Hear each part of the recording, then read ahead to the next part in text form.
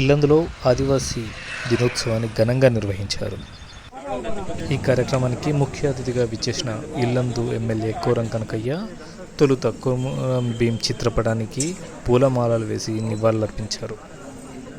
అనంతరం JK colony నుండి కొత్త బస్టాండ్ వరకు డప్పు వాయిద్యాలతో ఆదివాసీ నృత్యాలతో పూర్తిగా ఆదివాసీ సాంప్రదాయాలు ప్రదర్శించు పెద్ద ర్యాలీని నిర్వహించారు. ఈ సందర్భంగా ఎమ్మెల్యే కోరం కనకయ్య మాట్లాడుతూ కేంద్ర రాష్ట్ర ప్రభుత్వాలు ఆదివాసీల అభ్యున్నతికి మరింత కృషి చేయాలని, కొండల్లో గుట్టల్లో నివాసం ఉంటున్న ఆదివాసీలకు నూతన వ్యవసాయ పద్ధతుల పట్ల అవగాహన కల్పించాలని అన్నారు. ఎమ్మెల్యే కోరం కనకయ్య సైతం ఆదివాసీలతో డప్పు చప్పుళ్ళు చేస్తుండటంతో పూర్తిగా స్థానిక ఆదివాసీలందరి లోపల కూడా ఉత్సాహం నెలకొంది. అనంతరం బస్టాండ్ వద్ద కొమరం భీం విగ్రహానికి ఆదివాసీల నేతలు పూలమాలలు వేసి నివాళులర్పించారు. ప్రపంచ ఆదివాసీ దినోత్సవ సందర్భంగా ఇల్లందు నియోజకవర్గ హెడ్ క్వార్టర్లో జరుపుకున్నటువంటి ఈ ఉత్సవాల కార్యక్రమానికి వచ్చినటువంటి ఆదివాసీ మాజీ సర్పంచులు, మాజీ ఎంపీడీసీలు, ఎంపీపీలు, కాంగ్రెస్ పార్టీకి సంబంధించినటువంటి పార్టీ అధ్యక్షులందరూ, వేదిక ముందు ఉన్నటువంటి ఆదివాసీ బిడ్డలు, అక్కలు, చెల్లెలందరూ కూడా పేరు పేరు నమస్కారం.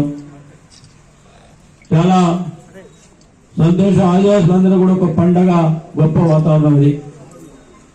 ఎందుకంటే ప్రపంచ ఆదివాసీ దినోత్సవం మరి ఎవరికి జాతికి ఉండదు.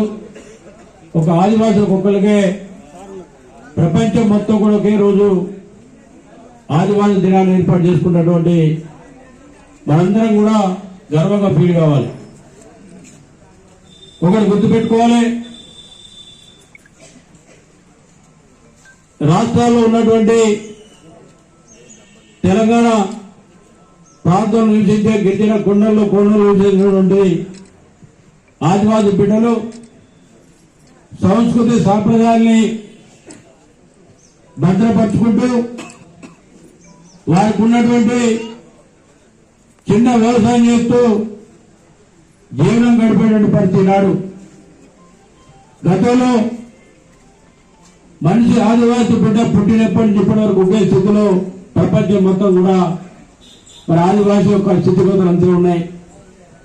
మరి ఈనాడు కేంద్రం ఉన్నటువంటి ప్రభుత్వం కానీ రాష్ట్రాల్లో ఉన్నటువంటి ప్రభుత్వాలు కూడా ఆదివాసుల మీద దృష్టి పెట్టి వారి విద్యా వైద్యం కోసం, అదేవిధంగా వారికి ఇచ్చినటువంటి మొన్నటి తెలంగాణ రాష్ట్రంలో ఉమ్మడి ఆంధ్రప్రదేశ్లో కూడా వ్యవసాయం కోసం చిన్న చిన్న రైతాంగానికి 2 ఎకరాలు 3 ఎకరాలు కూడా పట్టా ఇచ్చారు.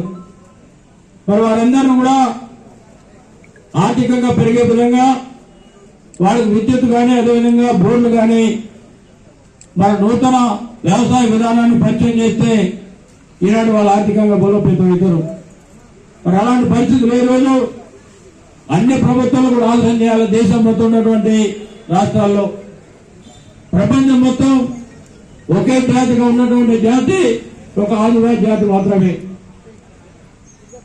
మరి ఈ ప్రాంతంలో గతంలో మరి బ్రిటిష్ వాళ్ళతో పోరాటం చేసినటువంటి వ్యక్తి పెద్దలు స్వర్గీయ కొమరం భీం గారు.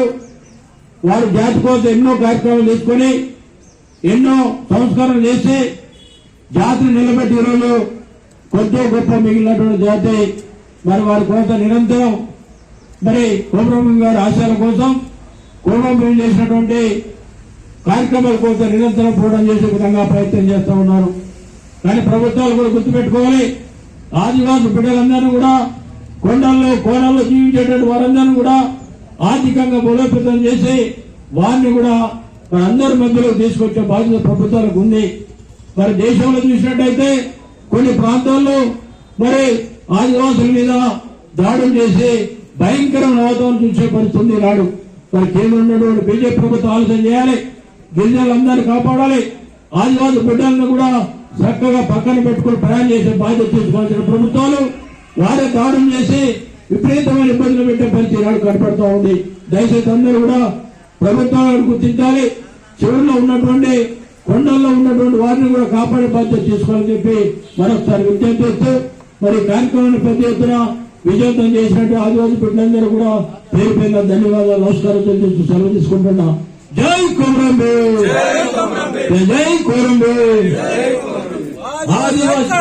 ఆదివాసుల ఐక్యత, ప్రపంచ ఆదివాసుల దినోత్సవం. Thank you.